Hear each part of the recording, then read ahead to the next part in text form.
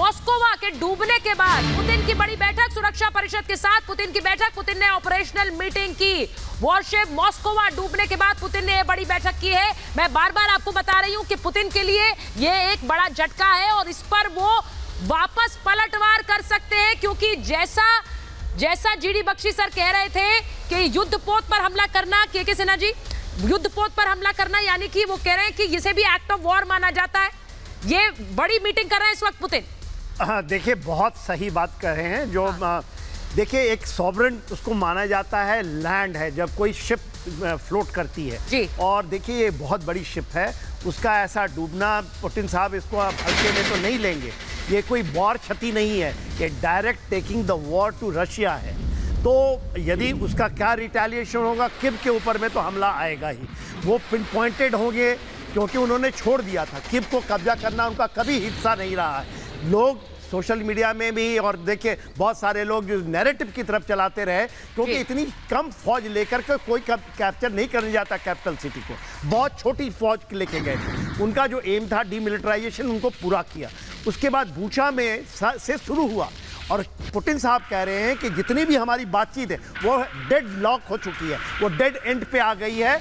और जो भी इन्होंने किया था, जो वहाँ जा कर के टर्की के ऊपर इस्तांबुल एग्रीमेंट के ऊपर में, उसको सारे वॉयलेट कर रहे हैं। तो अब देखिए, ये अभी ये नहीं कि घी डाल रहे हैं, अब तो वो चाहते हैं कि किसी तरह पुतिन साहब कोई न्यूक्लियर छोटा मोटा कुछ करें। सर, और ये भी बड़ी बात है, मैं अपने दर्शकों को बताना चाहती हूँ कि अमेरिका ने ज़ेलेंस्की से कह दिया हम आपके साथ हैं, और कैसे जब जंग हो गई, युद्ध हो गया, तो अमेरिका ने वो साथ नहीं दिया। ये खुद ज़ेलेंस्की कह चुके हैं। अशोक जी, मैं इसके बाद आपके पास आऊंगी, क्योंकि कई ऐसे देश हैं, क्या वो अमेरिका के जंजाल में फंस गए हैं?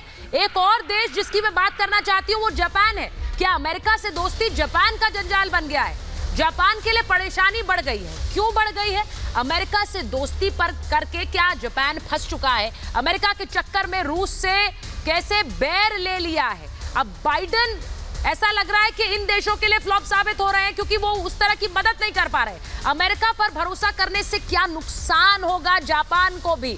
रूस अब जापान पर भी चढ़ाई कर सकता है। क्यों कर सकता है? क्योंकि जापान ने बड़ा एक्शन रूस के खिलाफ लिया। उन्होंने कड़े एक्शंस लिए, सैंक्शंस लगाए रूस पर, बैठे बिठाए क्या रूस की नाराजगी मोल ले ली है जापान ने। सैंक्शंस लगाने के बाद जापान ने जिस तरह से प्रतिबंध लगा दिए, उसके बाद जापान को आने वाली ऊर्जा की आपूर्ति में बाधा पड़ गई। जापान में गहरा सकता है बिजली संकट। जी हां, जापान में गैस सप्लाई रोक सकता है रूस। अगर रूस गैस सप्लाई रोक देगा तो एक ऊर्जा संकट, इलेक्ट्रिसिटी संकट जापान में बड़ा हो जाएगा। जापान ने अपनी कंपनियों को आदेश दे दिया है। क्या आदेश दे दिया है? जितना स्टॉक भर सकते हैं आप भर लीजिए, क्योंकि ये हमला कभी भी हो सकता है, ये ऊर्जा संकट कभी भी हो सकता है, क्योंकि जापान के लिए एक बहुत बड़ा सोर्स, एनर्जी सोर्स रूस रहा है। तो क्या अब अमेरिका के चलते कंसेंसस तो बना लिया, लेकिन रूस से बचाने कौन आएगा?